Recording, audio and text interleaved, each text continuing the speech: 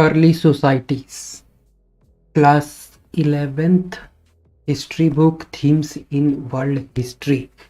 Early societies. In this section, we will read about early societies, which is often traced to be the beginning of human existence.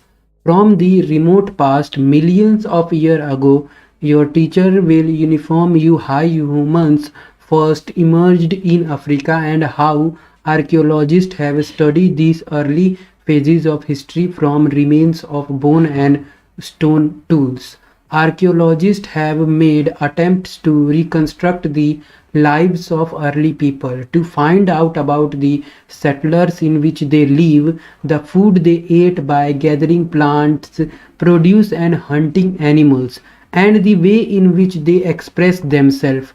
Other important development included the use of fire and of language. And finally, you can find out whether the lives of the people who live by hunting and gathering today can help us to understand the past.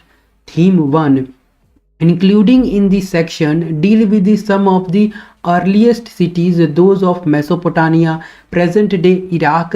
These cities developed around temples and were centers of long distance traces. Archaeological evidence remains of old settlement and an abundance of written material are used to reconstruct the lives of different people who lived there. Craftsmen, scribes, labor, priests, pujari, kings, and queens. Who will notice how pastoral people played an important role in some of these towns. A question to think about in is whether the many activities that went on in cities would have been possible if writing had not developed. You may wondered as to how people who for millions of years had lived in forest, in caves, or temporary shelters and rocks shelter began to eventually live in villages and cities. Well, in the story is a long one and is related to several developments that took place at least 5,000 years before the establishment of first city. One of the most far-reaching changes was gradually shift from nomadic life to sheltered settled agriculture, which began around 10,000 years ago.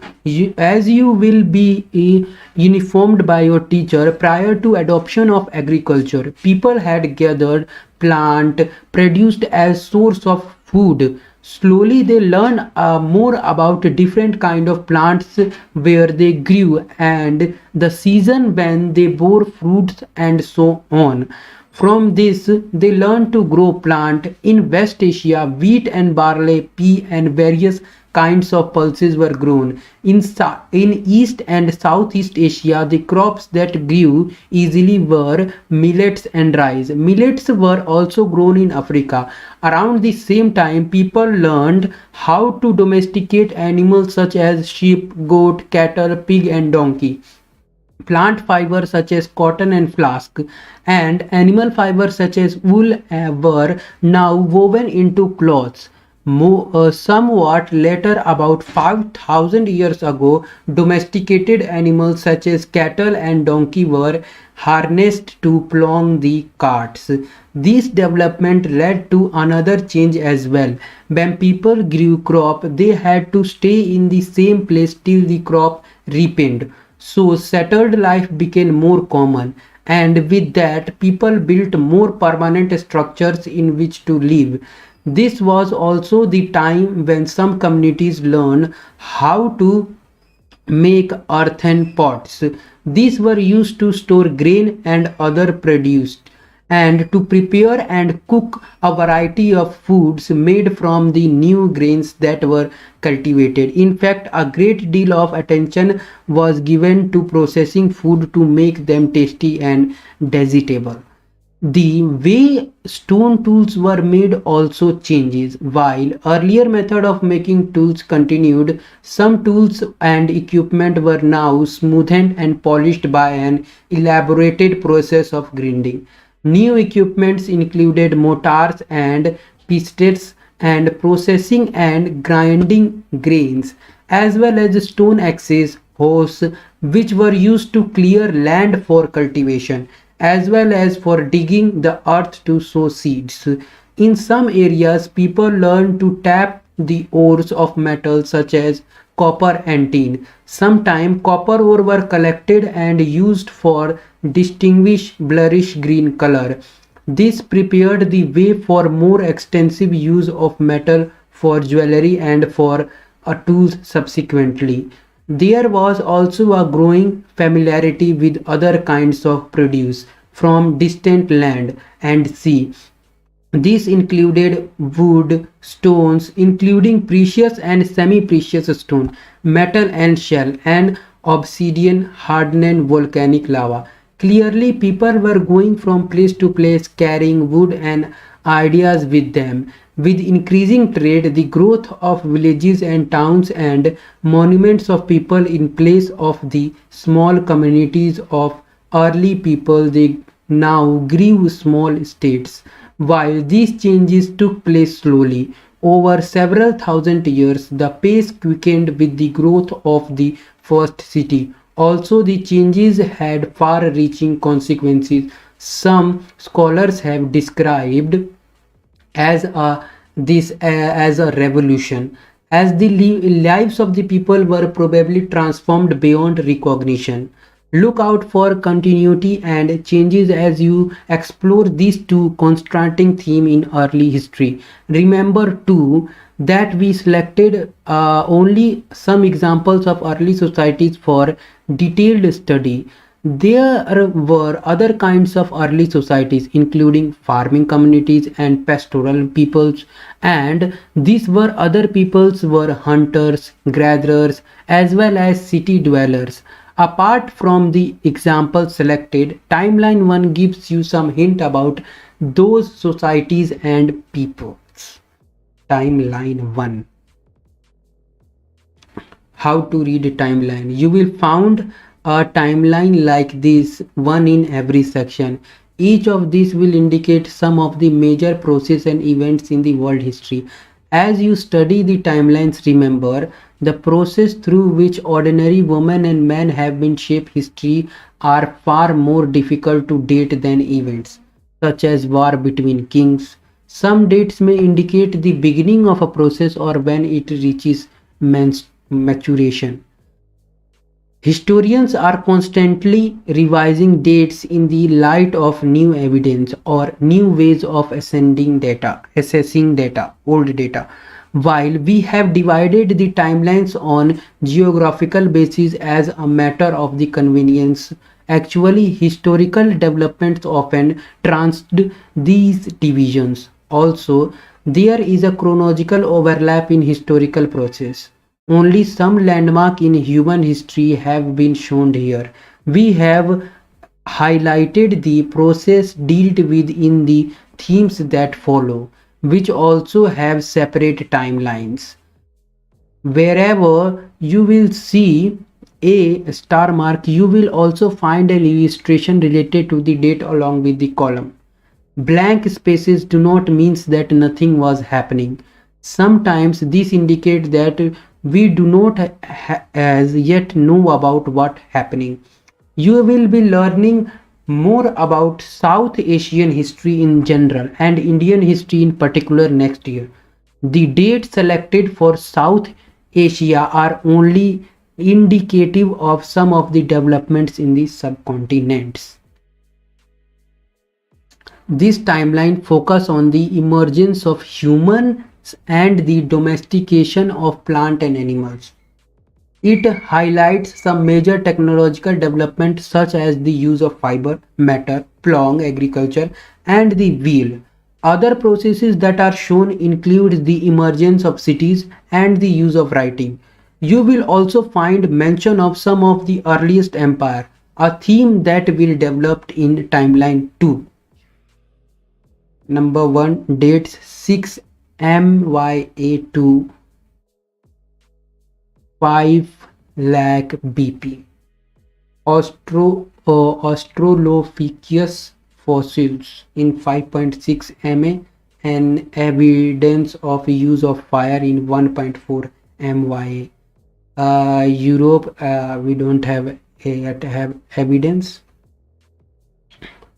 And 5 lakh to 1,50,000 BP Homo sapiens fossils, almost around 1,95,000 BP, and evidence of use of fire in 4 lakh BP. फिर 1,50,000 BP to 50,000 BP. BP is basically before common era he. We don't have Homo sapiens fossils in 40,000 BC, before common era, and somewhere around 30,000 to 10,000 painting in cave and rock shelters. Painting in the cave rock shelter, especially in France and Spain. In India, it is found in the Bhimbetka district of Madhya Pradesh. 8,000 to 700, we don't have yet evidence. 7,000 BC to 6,000 BC, before common era, domestication of cattle and dogs. And in 6,000 to 5,000 BC, cultivation of wheat and barley in Greece. 5,000 to 4,000 BC, don't yet have evidence. 4,000 to 3,000 BC, domestication of donkey, cultivation of millets, bajra, use of copper. Indus Valley civilization is copper age. Use of stone copper age is brass, tamba, brass age. Okay. Use of copper, Crete.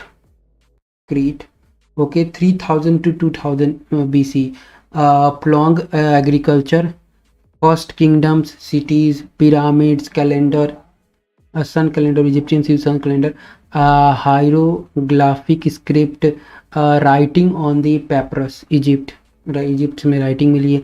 Domestication of horse, Eastern Europe. Eastern Europe is Caucasus range, 2,000 to 9,000. Use of glass bottles in Egypt. Cities, places, use of bronze, bronze, the Bronze Age, Indus Valley civilization. Copper age, stone copper age is Chalcolith. The potteries wheel, development of trade. Indus Valley civilization authors also have found the Persian stamps. Almost around 1500 BC to 1400 BC, uses of glass, development of scripts. In India, we can find the manuscript of that era. 1400 to 1300 BC, scripts, stamps. In somewhere around 1100 to 1000 BC, use of iron. 900 to 800 BC, before common era, city of Carthage established in the North Africa by the Phoenician from the West Asia, growing trade around the Mediterranean Sea. In Europe, we cannot found. This is Africa and this is Europe.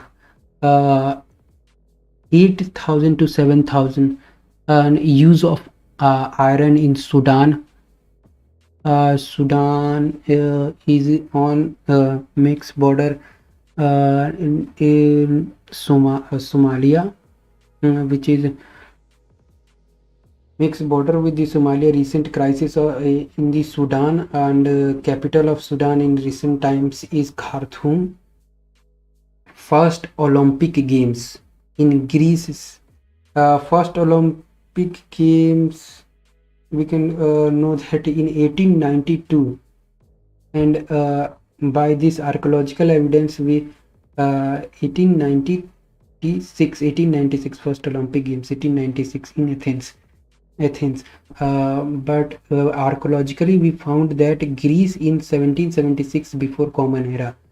700 to 1600, use of iron in Egypt. Basically, capital of Egypt in recent times is Cairo. Use of iron, and peoples of Egypt are masters in chemicals. 600 to 500, use of coins in Greece. Establishment of the Roman Republic in 510 BC. who captured the whole Europe. 500 BC to 400 BCE, Persians invaded Egypt. Establishment of a democracy in Athens, Greece. 400 to 300 BC, establishment of Alexandria, Egypt. 1332, which becomes a major center of learning. Alexandria of Macedonia conquers Egypt and the part of West Asia, but he never conquers the India. We cannot find some evidence of coins and etc. from 300 BC to 1 BCE. And now the Asia and the South Asia. 6 MYA and to 5 lakh BP, use of fire almost around 7 lakh BP in China. Stone Age site in Rivat. South Asia में Stone Age site in Rivat almost around 19 lakh BP in Pakistan. Around 1,50,000 BP to 50,000 BP.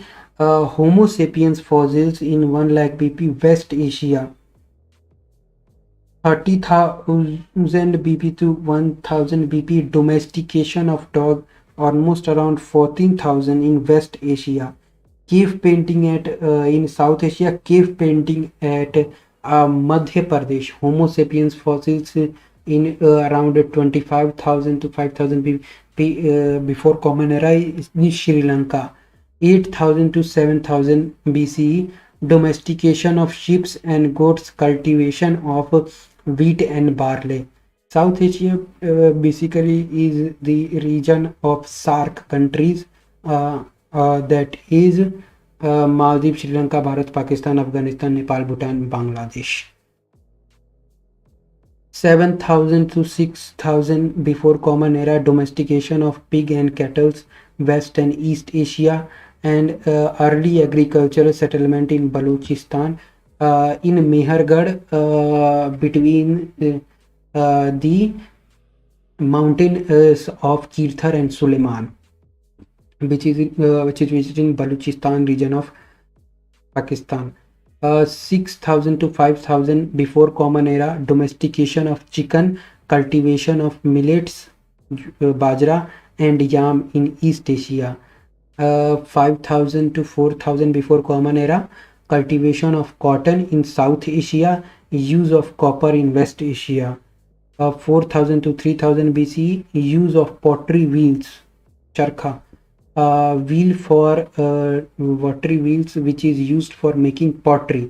Wheel for transport used in vehicles, almost around 3,600 before Common Era. Writing almost around 3,200 and before Common Era in Mesopotamia. Mesopotamia is the oldest civilization in the world, which is a rural civilization, but in oldest urban civilization is the Indus Valley civilization. Use of bronze, use of copper. 3,000 to 2,000 BC, Plong agriculture, cities like Mesopotamia, silk making China, domestication of horse in Central Asia, cultivation of rice in South Asia. Cities of Harappa, use of script, भाव चित्रात्मक script. C27.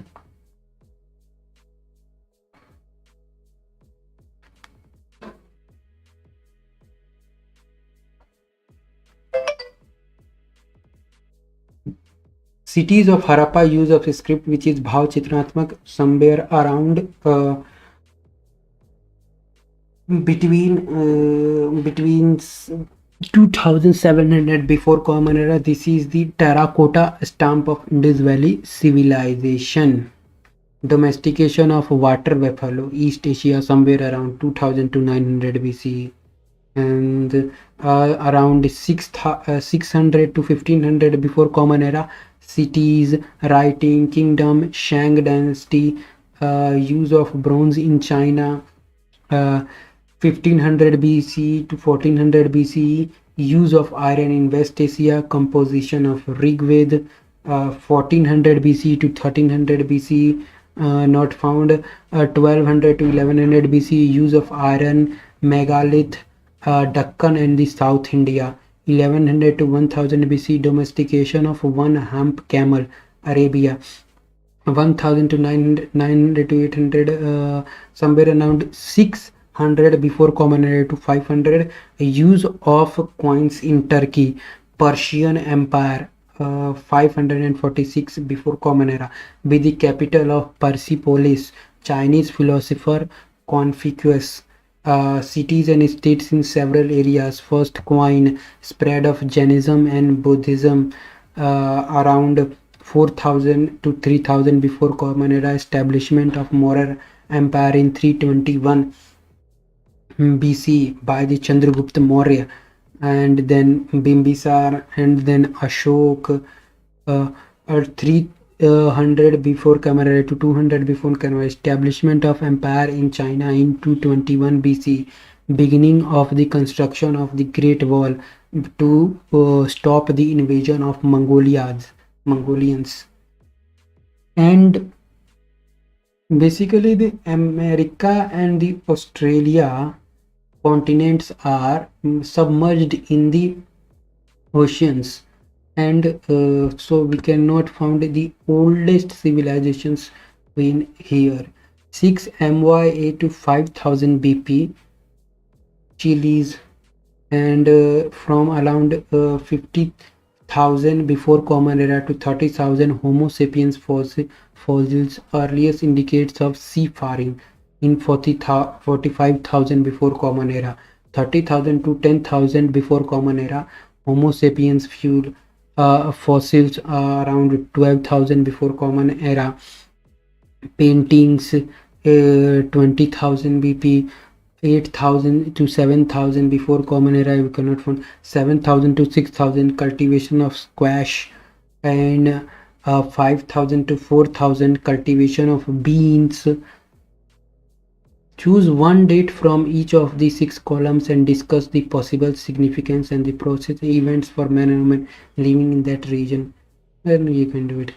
5,000 to 4,000, cultivation of beans, 4,000 to 3,000, cultivation of cotton, and bottle ground, 3,000 to 2,000 before common era, domestication of the guinea pig, which is in Guinea, Guinea pig, Turkey, cultivation of maize, 2000 to 900 BC, cultivation of potato, chili, casaquas, peanut, domestication of llama and the alpaca. Potato in India, potato is came from the Portuguese, and tobacco also the Portuguese came with the tobacco, cultivation of tobacco in India. 1200 BC to 1100 BC, Olmec settlements around the Gulf of Mexico, early temples and sculpture, settlement in Polynesia and Micronesia. The smaller western areas of the Pacific are Polynesia and Micronesia. We can also say the western area of Pacific, or eastern area of Oceania.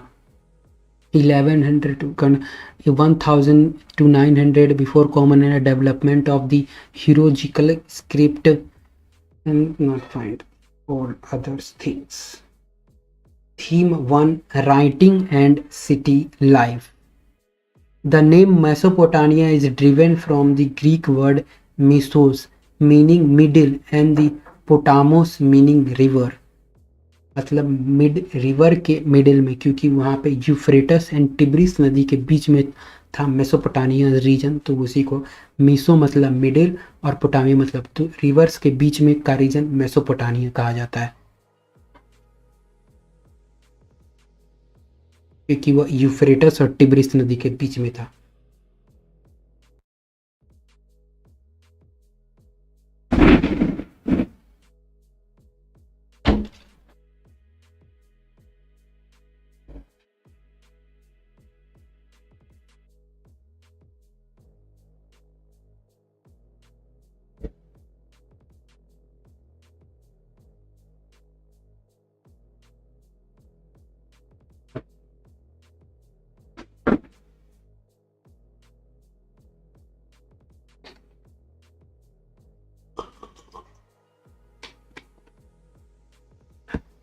City life began in Mesopotamia, the land between the Euphrates and the Tigris River that is now part of the Republic of Iraq.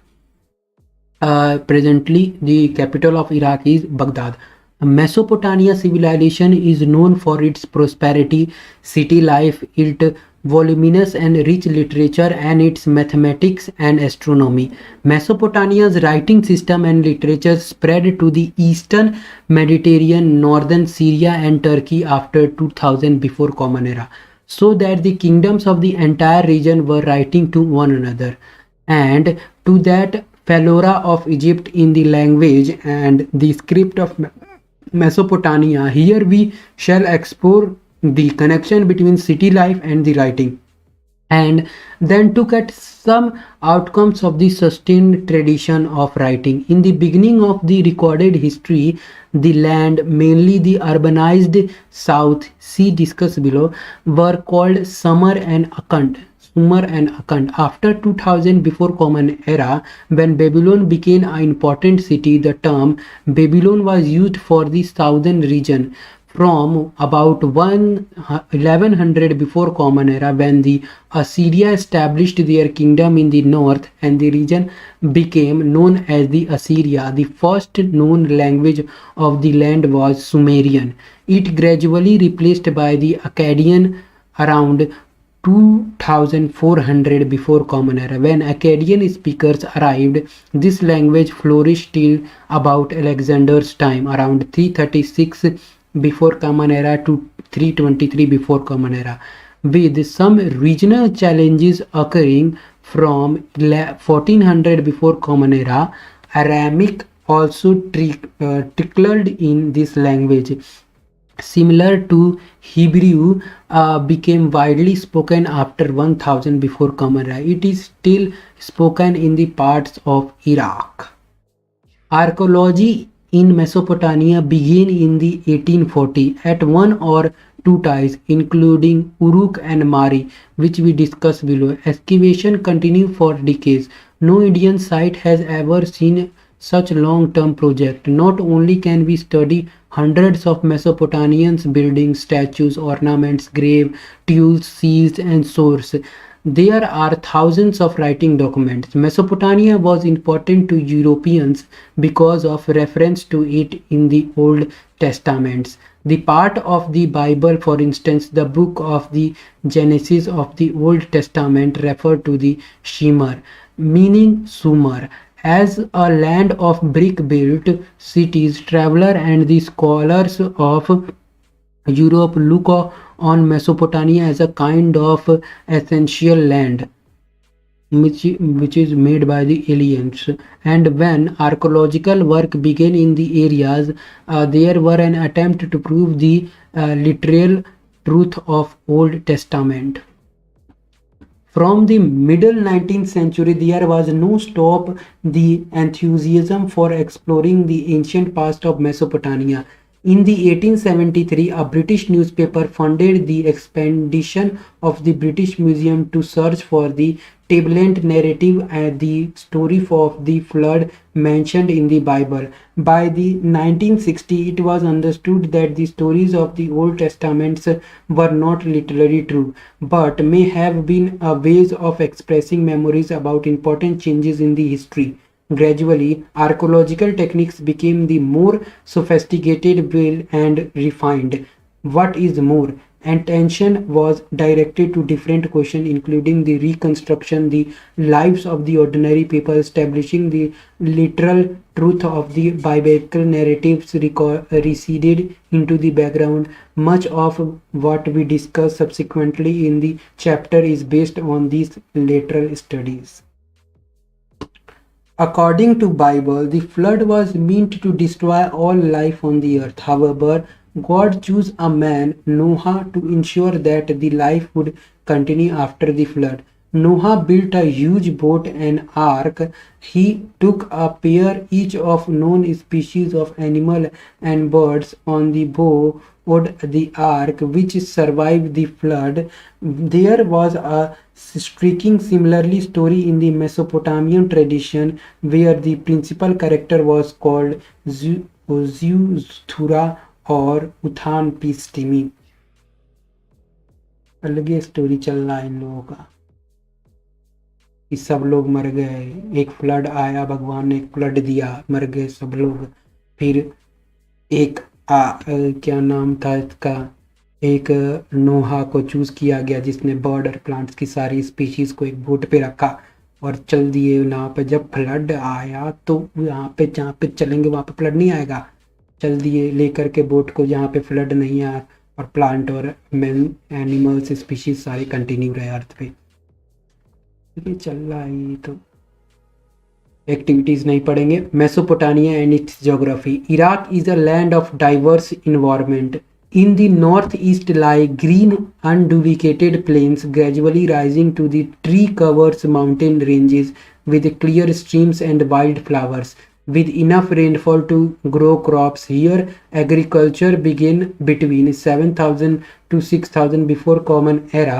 In the north, there is a stretch of upland called steppe where animal herding offers people a better livelihood than agriculture. After the winter rains, sheep and goat feed on the grasses and low stumps that grow here.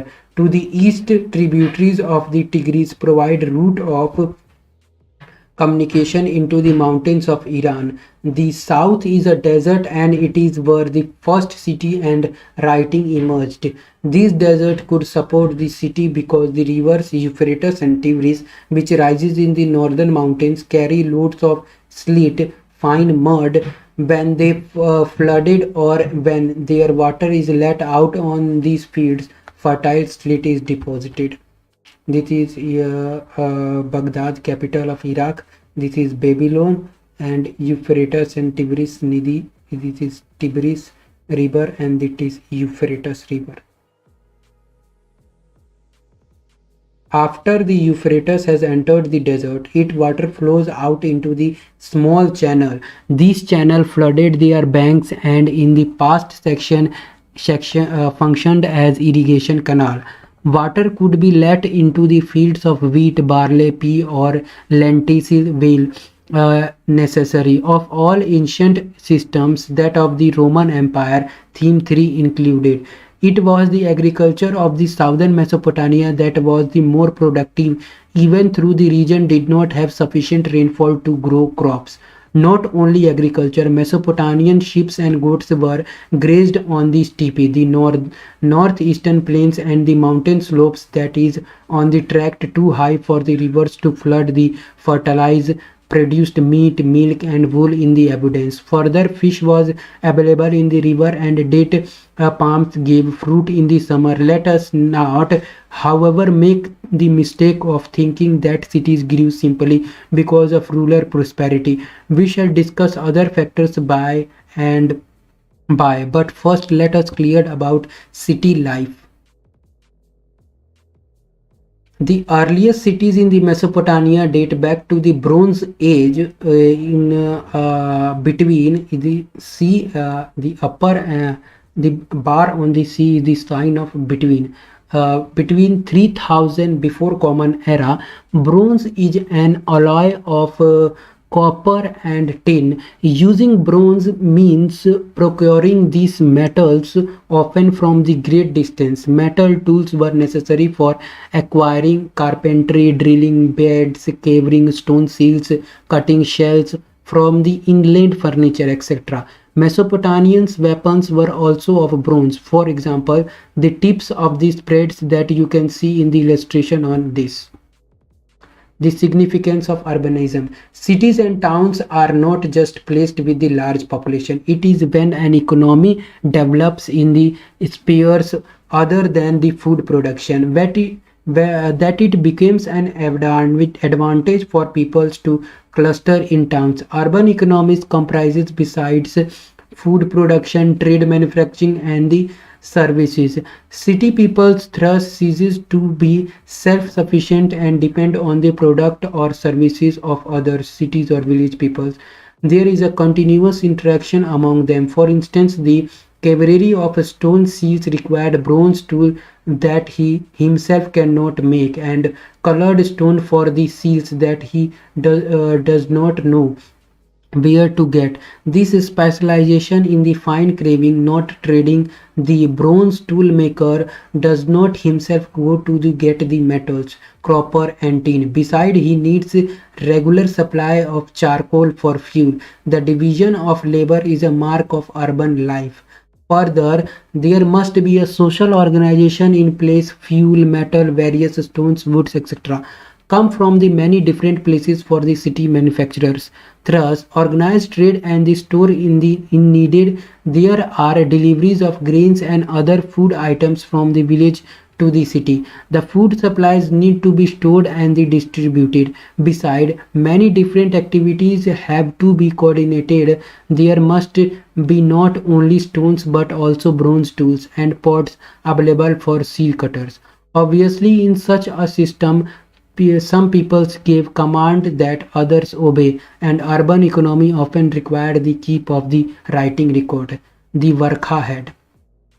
This omen's head was sculpted in the white marble at Uruk before 3000 before Common Era. The eyes and eyebrows were probably have broken lapids, launis blue and shell white, and the bitumen black inlays respectively.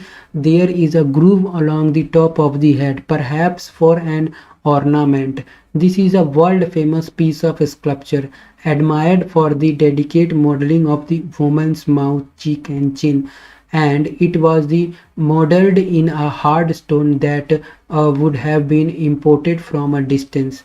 Beginning from the procurement of stone, list all the specialists who will be involved in the production of such piece of sculpture.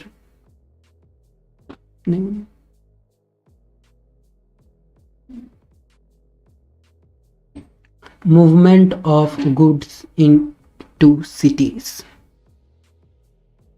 Subscribe this channel.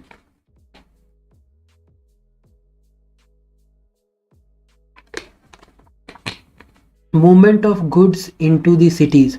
However rich and food resources of Mesopotamia, its minerals resources were few. Most part of the south lack stones for food, seals and jewels. The wood of the Iraqis, date palm and the poplar was not good enough for cart wheels of boat, and there was no metal for tools, vessels or ornaments. So we can summarize that the ancient Mesopotamians could have traded their abundant textile and agriculture produced for copper, wood, copper, tin, silver, gold, shell and various stones from Turkey and Iran or across the Gulf. This latter region had mineral resources but much less scope for agriculture. Regular exchange possible only when there was a social organization. To equip foreign expedition and direct the exchange were initiated by the peoples of southern Mesopotamia. Beside crafts, trade and services, efficient transport is also important for urban development. If it takes too much time or too much animal feeding to carry grains or charcoal into cities on pack animals or bullock carts, the city economy will not be viable. The cheapest mode of transportation is everywhere. Over water, river boats or barges is loaded with the snack of grains or propelled by the current of the river and or wind. But when people transport goods, they need to be fed the canal and natural channels of the ancient Mesopotamia, where in fact routes of the goods transport between large and small settlements. And in the accounts of the city of Mari later in the chapter, the importance of Euphrates as a world route will become clear. The development of writing. All the societies have language in which certain spoken sounds convey certain meanings. This is a verbal communication. Writing too is a verbal communication, but in different ways. When we talk about the writing or script, we mean that the spoken sound are represented in the visible sign. The first Mesopotamia tables, written around 3200 before Common Era, contains picture like sign and numbers. These were about 5,000 lists of oxen, fishes, bread, loaves, etc. List of goods that were brought into or distributed from the temples of Uruk, a city in the south. Clearly, writing began when the society need to keep records of transaction, because in the city life transaction occur at the different times and involve many people and a variety of goods. Caniferous symbolic signs, and these clay tablets around 3200 BC. Each of the tablets in is 3.5 centimeter or less in the height, with picture like sign of ox, fish, crane, boat, and numbers. Ox, green fish, numbers, boat. A clay tablet written on both sides in the cuneiform form. It is a mathematical exercise. You can see a triangle and lines across the triangle on top of the obverse side. You can see that the letters have been pressed into the clay. Mesopotamia wrote on the tablets of clay. A scribe would wet clay and pat into a size it would comfortably in one hand. He would carefully smoothen its surfaces with the sharp end of the reed cut obliquely. He would press wedges sharp cuneiform. What is cuneiform? Is a driven from the Latin word cuneus, meaning wedges, and phona means shape, matlab wedges shape. Signs on the smoothened surface while it was the still moisture. Once dried in the sun, the clay would harden and tablets would be almost as indestructible as pottery. When written records of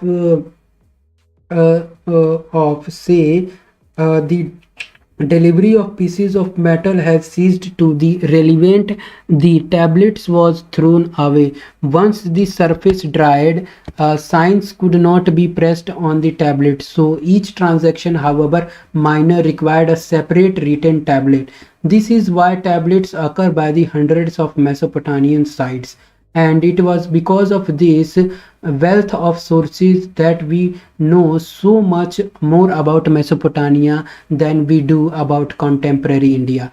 By 2600 before Common Era or so, the latter became cuneiform and the language was Sumerian. Writing was now used not only for keeping records but also for making dictionaries, giving legal validity to the land transfer, narrating the deeds of king, and announcing the changes a king had made in the customary laws of the land. Sumerian, the earliest known language of Mesopotamia, was gradually replaced after the 2400 before Common Era by the Akkadian languages.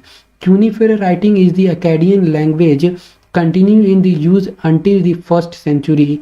This is the more than 2000 year long, means the oldest language in the world is Sumerian language, and after that Akkadian language. The system of writing, the sound that a coniferous sign represent was not a single consonant or vowel such as M or A in the English alphabet, but syllabus, putu or la uni. Thus, the signs that a Mesopotamian scribe had to learn ran into hundreds. He had to able to handle a wet tablet and get it written before it dried. So, writing was a skilled craft, but more important, it was an enormous intellectual achievement, conveying in visual form the system of sounds of a particular language. Literacy. Very few Mesopotamians could read and write. Not only were there thousands of signs to be learned, many of these were complex. See in the para 33. If the king could read, he made sure that this was recorded in one of his boastful inscriptions. For the most part, however, writing reflects the mood of speaking. A letter from an official would have to be read out to the king. So it would begin. To my lord A speaks, thus say your servant B, I carried out to work assigned to me. A long mythical poem about creation ends thus. Let these verses to be held in the remembrance, and let the elder teach them. Let the wise one and the scholar discuss them. Let the father repeat them to his sons. Let the ears of even and the herdsmen be open to them. The uses of writing. The connection between city life, trade, and the writing it brought out in a long Sumerian epic poem about Enumerator, one of the earliest ruler of Uruk in Mesopotamian civilization. Uruk was the city per excellence, often known simply as the city. Urumaker is associated with the organization of first trade of Sumer.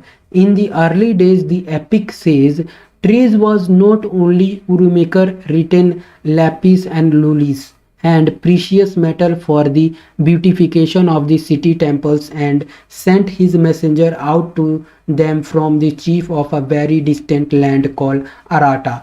The messenger headed this word of the king. By the night he went just by the stars. By day he would go to by heaven's sun divided. He had to go up into the mountain ranges and had to come down out of the mountain ranges. The people of Susa, a city below the mountains, saluted him like tiny mice.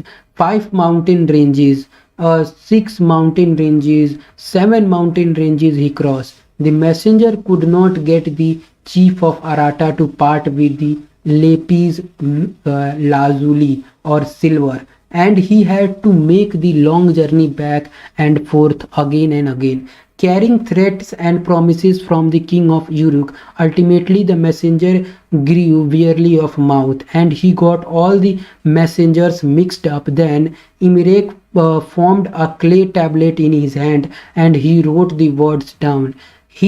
Those days there had been no writing down of words on clay. The poet means that once the messenger had climbed to a great height, everything appeared small in the valley far below. Given the written tablet, the ruler of Arata examined the clay. The spoken words were snails. Cuneiform letters were wedges, sharp hands like nails. This face was frowning. He kept looking at the tablet. This should not be taken as the literal truth, but it can be inferred that Mesopotamian understand it was the kingship that organized trade and writing. These poems also tell us that beside uh, being a means of storing information and of sending messages afar, writing was seen as a sign of prosperity of Mesopotamian urban cultural. Urbanization in the southern Mesopotamia, temples and kings. From 5000 before Common Era, settlement was began to develop in the southern Mesopotamia. The earliest cities emerged from one of the settlements.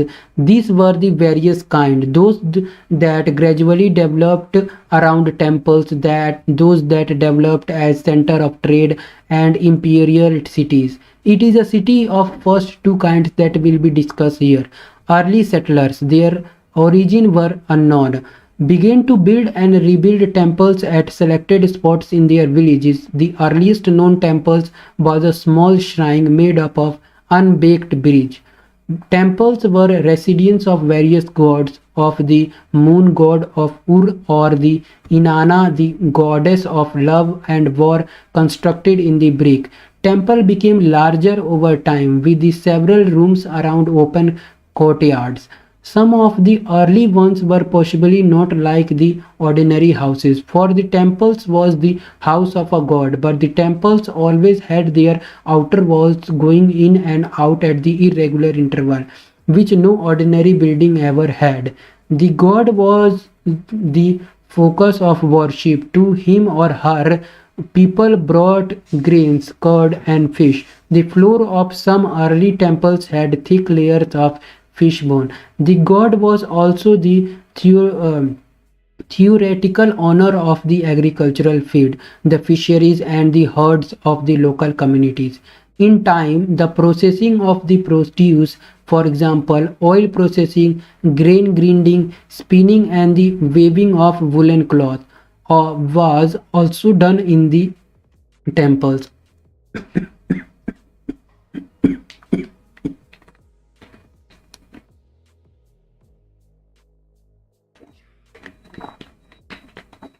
Organizers of the production at a level above the household, employers of merchants, and keepers of the written records of the distribution and allotment of grains, plonk animal, breed, bread, beer, fish, etc. The temple gradually developed its activities and became the main urban institute. But there was also another factor on the scene. In spite of natural fertility, agriculture was subject to hazards.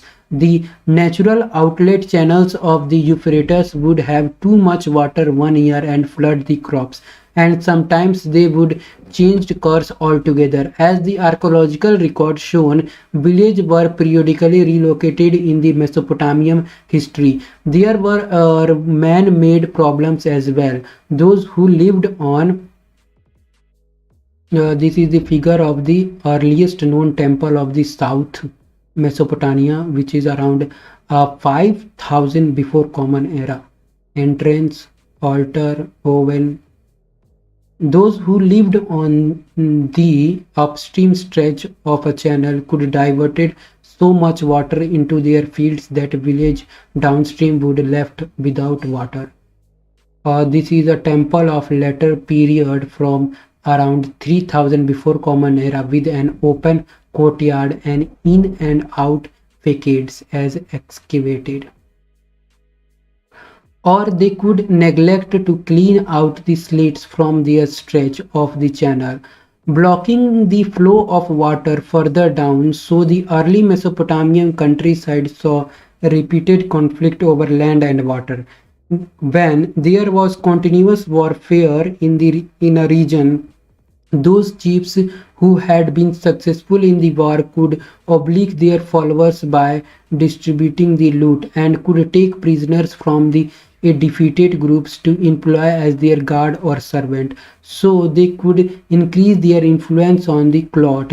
Such war leaders, however, would be here today and gone tomorrow, until a time came when such leadership came to increase and well-being of the community with the creation of new institutions or practices. In time, victorious chiefs began to offer precious booty to the gods and thus beauty and community temples. They would send men out to the fetch fine stones and metals for the benefit of the god and community and organize the distribution of temple wealth in the efficient way by accounting for things that came in and went out. As the poems about Inemerical shown, they gave the king high status and authority to command the community. We can imagine a mutually reinforcing cycle of development in which leader encouraged the settlement of villagers close to themselves. To be able to rapidly get an army together, beside people would be safe living in closely proximity to one another. At Uruk, one of the earliest temple towns, we find depiction of armed heroes and their victims, and carefully archaeological survey have shown that around 3000 before Common Era, when Uruk grew to the enormous extent of 250 hectares, twice as large as Mohenjo-daro, would be in later century. Dozens of small villages were deserted. There had been a major population shift. Significantly, Uruk also came to have a defensive wall at a very early date. The site was continuously occupied from about 4200 before Common Era to 4000 Common Era, and by about 2800 before Common Era it was expanded to the 400 hectares. War captive and local peoples were put to work for the temple or directly for the rulers. This, rather than the agricultural tax, was compulsory. Those who were put to the work were paid rations.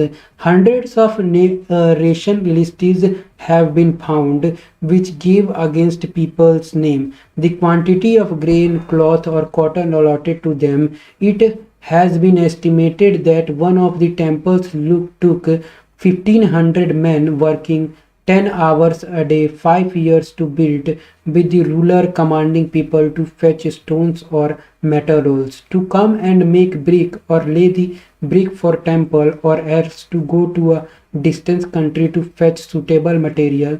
There were also technical advantages at Uruk. Around 3000 before Common Era, bronze tool came into use for the various crafts.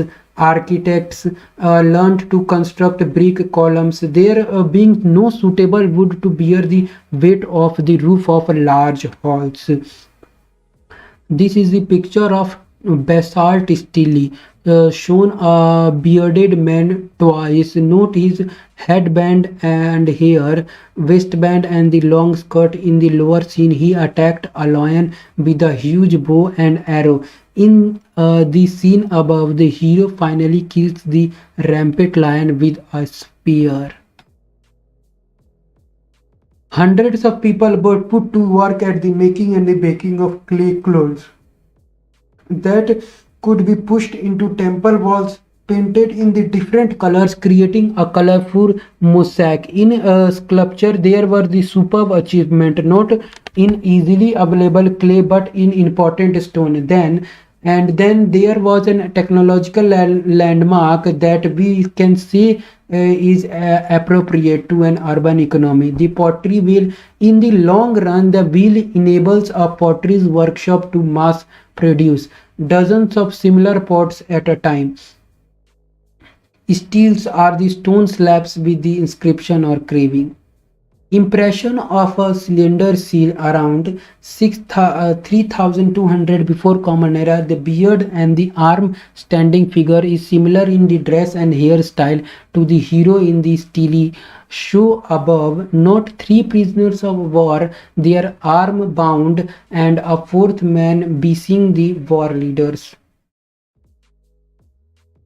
shown in this figure. The seal, an urban artifact. In India, early seals were stamps. For example, terracotta stamp, the stamp of Indus Valley civilization; Persian stamps, which is found in the Lothal, the Indus Valley civilization site. In Mesopotamia, until the end of the first millennium before Common Era, cylindrical stone seals persisted down the center were fitted with a stick and the rolled over wet clay so that the continuous picture was created. They were carved by very skilled craftsmen and sometimes carry writing, the name of the owner, his god, his official position, etc. A seal could be rolled on the clay covering, striking knot of a cloth packing, or the mouth of a plot, keeping the content safe. When rolled on a letter writing on the clay tablet, it became a mark of authenticity. So the seal was the mark of a city dweller role in the public life. 5-year cylinder seal and their impressions. Describe that what you see in the each of the impression in the cuneiform script show on them. Life in the city. What we have seen in that a ruling elite had emerged. A small section of society had a major share of the wealth. Nothing makes this fact as clear as the numerous riches, jewelry, gold vessel, wooden musical instrument inlaid with the white shell and the lapis lazuli, cranial dagger of the god, etc. Born with the some kind and the queens at the Urbut, but of the ordinary people. We know from the legal text, dispute, inheritance matter, etc., that in Mesopotamian society the nuclear family was the norm. Although a married son and his family often resided with his parents, the father was the head of the family. We know a little about the procedures for marriage. A declaration was made about the willingness to marry, the bride's partner giving their consent to the marriage. Then a gift was given by the groom's people to the bride. Nuclear family comprises a man with his wife and children. Peoples. When the wedding took place, gifts were exchanged by both parties who ate together and made offering in a temple. When her mother-in-law came in to the fetch her, the bride was given her share of the inheritance by her father. The father's house, herd, fields, etc. were inheritance by her son. Let us look at the Ur, one of the earliest cities to have been excavated. Ur was the town whose ordinary houses were systematically excavated in the 1930. Narrow winding street dedicated that weeded carts could not have been reached. Many of the houses, snack to grains and wood fire, would have arrived on the donkey back. Narrow winding streets and the irregular shape of the house plots also dedicated an absence of town planning. There was no street drain of the kind we can find in the contemporary Mohenjo-daro. Drains and the clay pipes were the instanted found in the inner courtyards of the Ur houses, and it was thought that the house roofs slopes inward and the rainwater was channeled via the drain pipes into the sumps in the inner courtyard. This would have been a way of preventing the unpaved streets from the becoming excessive slushy after a downpour. Yet people seems to have swept all their household refuse into the street to be trodden underfoot. This made street levels rise, and over time the threshold of houses had also to be raised so that no mud would flow inside after the rain. Light became into the rooms not from the windows but from doorways opening into the courtyards. This would also have the given families their privacy. There were superstition about houses recorded in the omen tablets at Ur. A raised threshold brought wealth. A front door that did not open towards another house was lucky. But if the main wooden door of the house opened outwards instead of inwards, thy wife would be tormented to her husband.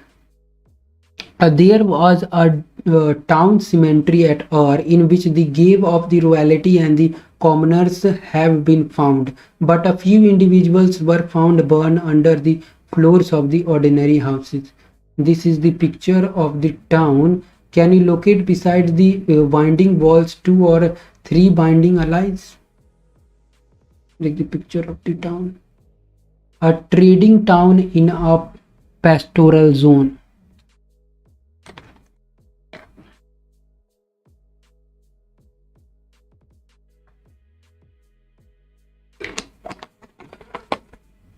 A trading town in a pastoral zone. After 2000 before Common Era, the royal capital of Mari flourished. You will have noticed in map 2, it is a map 3, it is a map 2, that Mari stands not on the southern plains with its highly productive agriculture, but much further is upstreams on the Euphrates. Map 3 with its color coding shows that agriculture and animal rearing would carried out close to each other in this region. Some communities in the kingdom of Mari had both farmer and the pastoralist, but most of its territory was used for pasturing sheep and goats. Herders need to exchange young animals, cheese, leathers, and meats in return for grain, metal, tool, etc., and the manure of a expanded flock is also of the great use of farmer. Yet at the same time there may be conflict. A sheep-herded may take his flock to water across a snowed field to the ruin of the copper. Herdsmen being a mobile can raid agriculturally villages and seize their stores goods. For their part, settled groups may denied pastoralist accesses to the river and canals, water along the certain sets of path. It is the picture. Through the Mesopotamian history, nomadic communities of the western desert filtered into the prosperous agricultural heartland. Sheepherds would bring their flock into the shown area in the summer. Such group would come to the hurdlers, harvest laborers or hired soldier occasionally became prosperous and settled down. A few gained the power to establish their own rule. This includes the Akkadian, Amorites, Assyrian and Aramedici. You will read about the rulers from the pastoral societies in theme 3. The king of Mari were Amorites, which dress differed from that of the original inhabitants, and who respected not only the gods of Mesopotamia but also raised a temple of Mari for the gun. Gods of the steppe. Mesopotamian society and the culture were thus open to different peoples and cultures, and vitality of the civilization was perhaps due to the intermixture. A warrior holding a long spear and a wicked shield. Note the dress, typically of Amorites and different from that of the Sumerian warrior shown in the picture 18. This picture was incised on the shell around 2600 before Common Era. A place at Mari of King Zimrilim around 810 to 1760 before Common Era.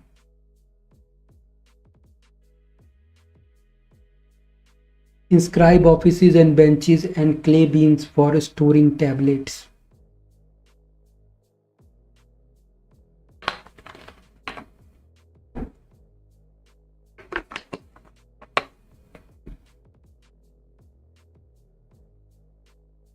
Kitchen, workshop and kitchens, royal suite, lavatory and bath.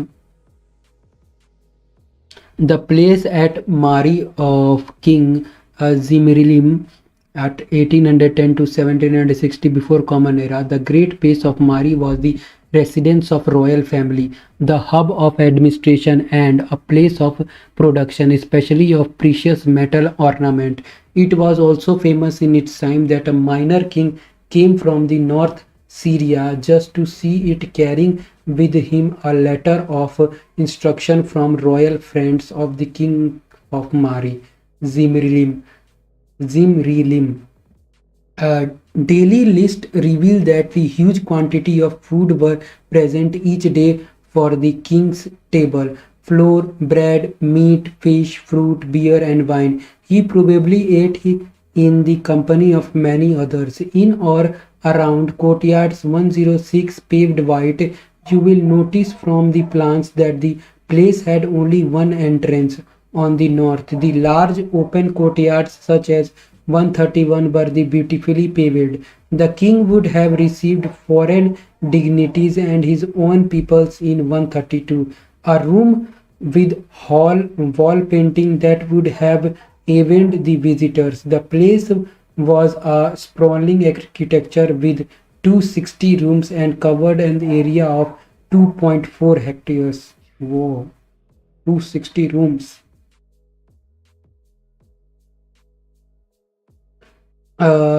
Somewhere around you can say that greater than the Rashtrapati Bhavan. In India, greater than the Rashtrapati Bhavan. Painting on the wall of 132. The king of Mari, however, had to be vigilant hurdlers of the various tribes were allowed to move in the kingdom, but they were watched. The campus of the herders are mentioned frequently in the letters between kings and the officials. In one letter, an official writes to the king that he has been seeing frequently fire signals at night sent by the one camp to another, and he suspected that a raid or attack is being planned. Located on the Euphrates in a prime position for trade in wood, copper, tin, oil, wine, and various other goods that were carried in the boat along the Euphrates between the south and the mineral-rich upland of Turkey, Syria, and Lebanon. Mari is a good example of an urban center prospering on trade. Boat carrying grinding stone, wools, and the wine and oil jars would stop at Mari on their way to the southern cities. Officers of this town would go abroad, inspect the cargo. A single river boat could hold 300 wine jars and leave a change of about one-tenth the value of the good before allowing the boat to continue downstream. Barley came in the special grain boat. Most important tablets refer to the copper from the Alasia, the inland of the Cyprus, known for its Cyprus की राजधानी Nicosia है in current times, which is below the Turkey. Cyprus, known for its copper and tin, was also an item of trade, as bronze was the main industrial material for the tools and the weapons. This trade was great importance. Thus, although the kingdom of Mari was not militarily strong, it was exceptionally prosperous. Excavating Mesopotamian's town. Today, Mesopotamian excavators have much higher standard of accuracy and care in the recording than in the old days, so that few dig huge areas that the way or was excavated. Moreover, new archaeologists have the funds to employ large teams of excavators. Thus, the mode of obtaining data was changed. Take the small towns of Abu Salafbik, about 10 hectares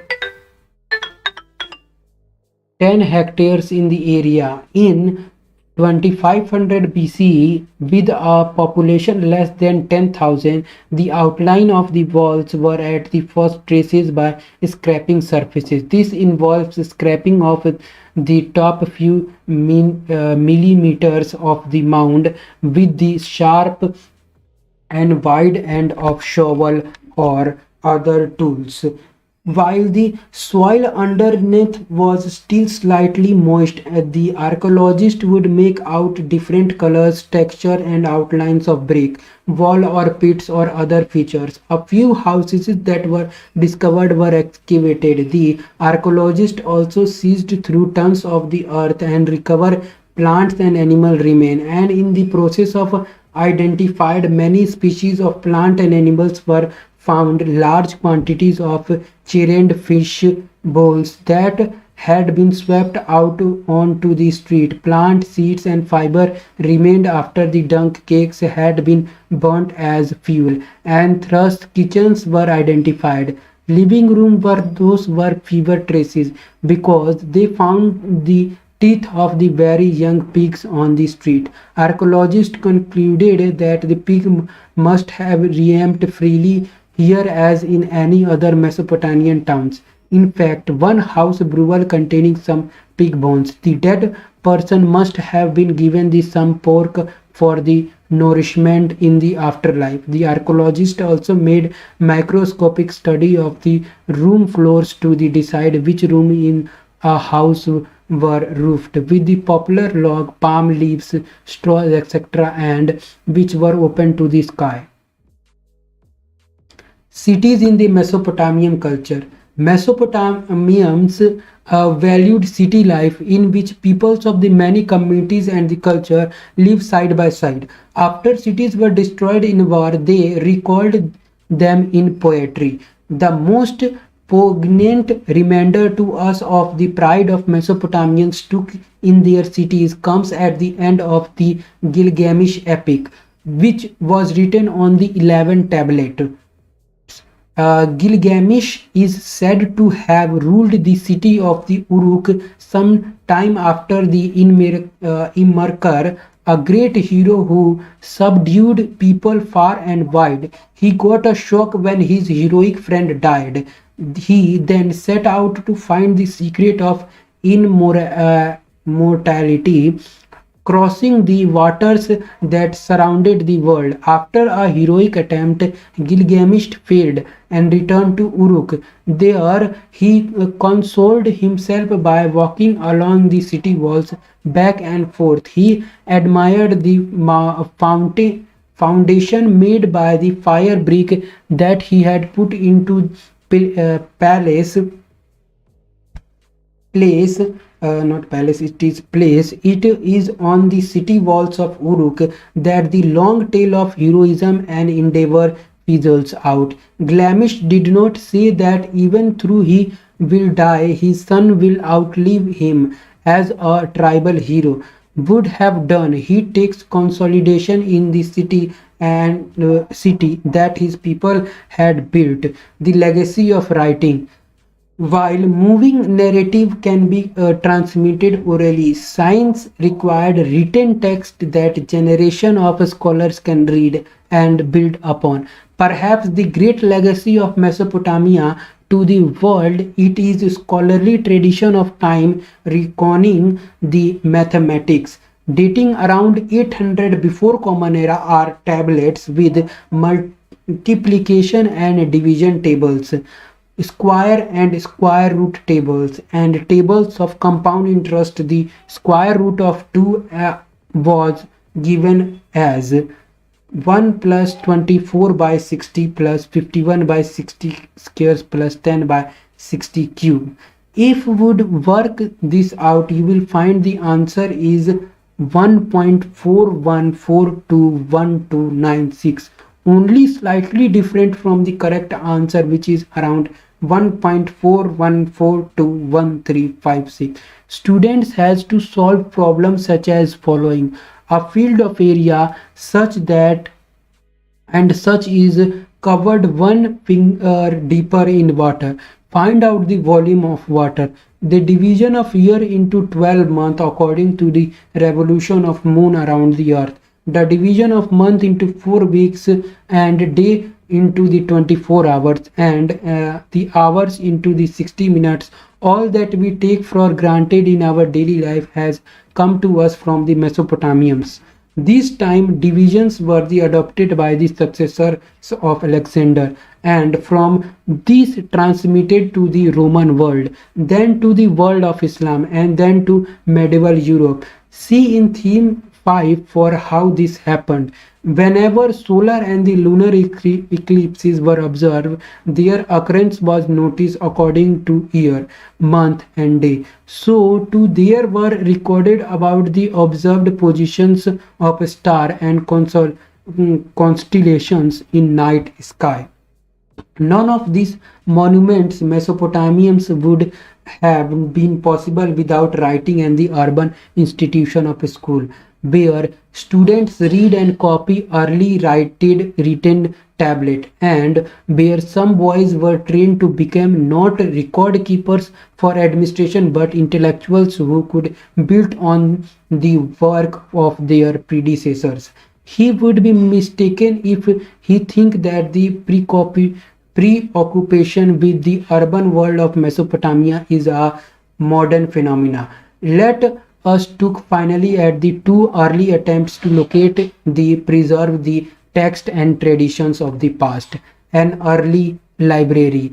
In the Iron Age, the Assyrians of the north created an empire at its height between 720 to 610 before Common Era that stretched as far west as Egypt. The state economy was now the predator one, extracting labor and contributed in the form of food, animal, metal, craft items from a vast subject population. The great Assyrian kings who had been immigrated acknowledged the southern region, Babylon, as the center of high culture and the past of them. Equilibrium Ashurbanipal in 1668 to 1627 before Common Era collected a library at this capital. Nineveh in the north, he made great efforts to gather tablets on history, epics, Omen literature, astrology, hymns, and poems. He sent his scribes south to find old tablets because scribes in the north were trained to read and write in schools where they all had to copy tablets by dozens. There were towns in the Babylon where huge collection of tablets were created and acquired fame. And although Sumerian ceased to be spoken after about 1800 before Common Era, bilingual Sumerian and Akkadian tablets, etc. So even in 1650 before Common Era, cuneiform tablets written as far back as 2000 before Common Era were intelligible, and as Assurbanipal's men knew where to look for early tablets for their copies. Copies were made of important texts such as epics of Gilgamesh, the copier starring his name and writing the dates. Some tablets ended with a reference of Assurbanipal. Assurbanipal, king of the universe, king of the Assyria, on whom the gods bestowed vast intelligence, who could acquire the recondite details of the scholarly erudition. I wrote down on tablet the wisdom of the gods. I checked and collated the tablets. I placed them for future in the library of the temple of my god Nabu at Nineveh. For my life and well-being of my soul, and to sustain the foundation of my royal throne, more important there was cataloguing. A basket of tablet would have a clay labeled that read n number of tablets would exorcism written by X. Assurbanipal's library had a total of some 1000 texts amounting to about 30,000 tablets grouped according to subjects. And an early archaeologist, a man of the southern marshes, Nabopolassar, released Babylon from Assyrian domination in 1625 BC. His successor increased their territory and organized a building project at Babylon. From that time, even after the Ashimelides of Iraq conquered Babylon in 1539 before Common Era, and until 3031 when Alexander conquered Babylon, Babylon was a premier city of the world. More than 850 hectares with a triple wall, great places and the temples, Zugrat is the temple or stipend tower, and a processional way to the ritual center. Its trading town had widespread dealings, and its mathematicians and astronomers made some new discoveries. Nabonidus was the last ruler of independent Babylon. He writes that the god of Ur came to him in a dream and ordered him to appoint a priestess to take charge of the cult in that ancient town in the deep south. He writes, because for a very long time in the office of high priestess had begun forgotten her characteristics features, however indicated, I bet thought myself day after day. When he says he found the stele of a very early kings whom we today dated to about 1100 to 150 before common era, he saw that the stele was concave image of the priceless. He observed the clothing and the jewelry that was depicted. This is how he was able to dress his daughter from his consecration as priestess. On other occasion, Nabonidus Mens brought him to a broken status inscribed with the name of the Sargon, king of Akkad. We know today that the latter ruled about 2370 before Common Era. Nabonidus and indeed many intellectuals had heard of this great king of remote times. Nabonidus felt he had to repair the statue because my reverence of gods and respect for kingship. He writes, I summoned skilled craftsmen and replaced the herd. Timeline. Timeline between 7000 to 6000 before Common Era, beginning of agriculture in northern Mesopotamian plains because of the fertile land, because of the rivers of Euphrates and Tigris. 5000 BC, earliest temple in the southern Mesopotamia built. 3200 BC, first writing in the Mesopotamian on the clay tablets. 3000 BC, Uruk developed into a huge city, increasing use of the copper tools. 2700 to 2500 BC, early kings including possible the legendary ruler,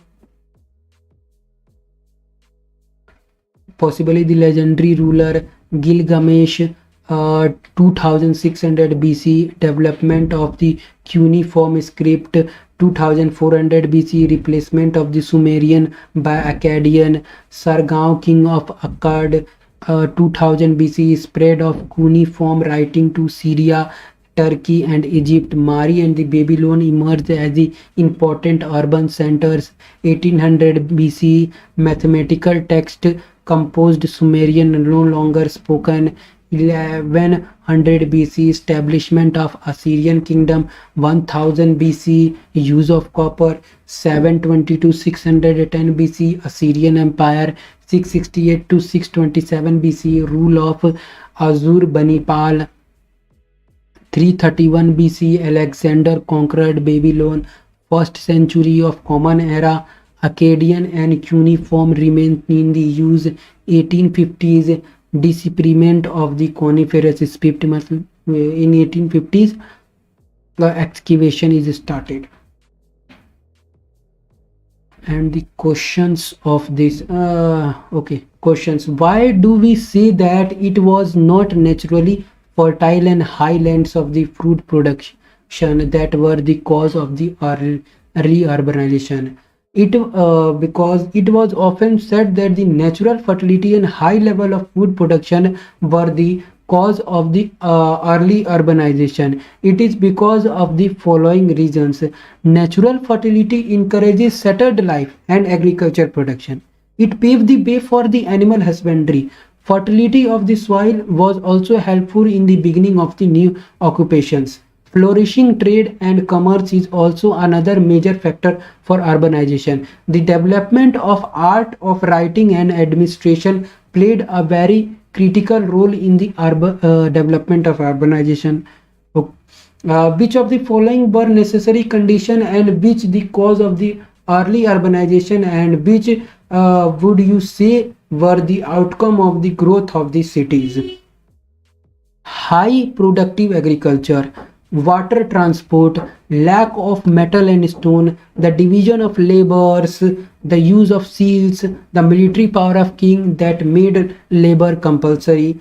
Following the necessary condition for urbanization: highly productive agriculture, water transport, division of labors, Causes of early urbanization are lack of metal and stone, the use of the seals, the military power of a king made labor compulsory, the outcome of growth of the cities, efficient transport system, trade and the service development. Why were the mobile animals herders not necessarily a threat to the town's life? Mobile animal herders were required to exchange ghee, metal tools, grains, etc. So they were not a threat to the urban life. Why would the early temples have been much like a house? Answer: the early settlers began to build temples at the selected spots in their villages. The early known temples was small shrine made up of unmarked bridge. These early temples were so like a much because they were small in the size. There used to be an open courtyard around which room were constructed. Temples were the residence of the various gods. Temple also had their outer wall going in and out in irregular intervals, which no ordinary building ever had. Of the new institution that came into being once city life had begun, which would be depend on the initiative of the king. Temples, trade, seal making, sculptures, and the art of the writing were the new institution that came into being and the beginning of the city life. This institution depend on the initiative of the king. Why do the ancient stories tell us about the civilization of Mesopotamia? Ancient stories of Mesopotamia are a valuable source of information. As per the stories, Mesopotamia is situated between the two rivers Euphrates and Tigris. Mesopotamia was one of the advanced civilizations of its time. Its society was divided into three classes, that is, upper class, middle class, and lower class. People belonging to upper class held a life full of comforts and luxury and enjoyed special privileges. Agriculture was the main occupation of the people. Their life was normally prosperous. Religion was an important part of their life. The people worship many gods and goddesses. Shamash was their main god. It was the sun. Zugrat was the name given to the Sumerian temples. Another description from the Bible: according to the Bible, flood was meant to destroy all forms of life on the earth. However, God chosen a man, Noah, to ensure that the life would continue after the devastating floods on the earth. Noah built a huge boat, an ark. He took a pair of each of all known species of animal and birds on the boat. The ark which survived the flood, when the other giving were destroyed by the flood, this boat remained safe along with all the species. Thus began a new life on the earth.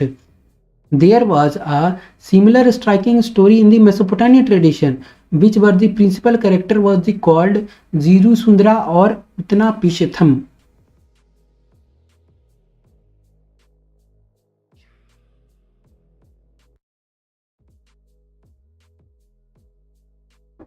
Thank you.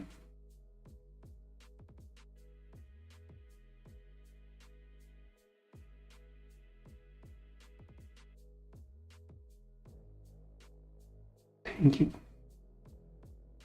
Thank you. Thank you.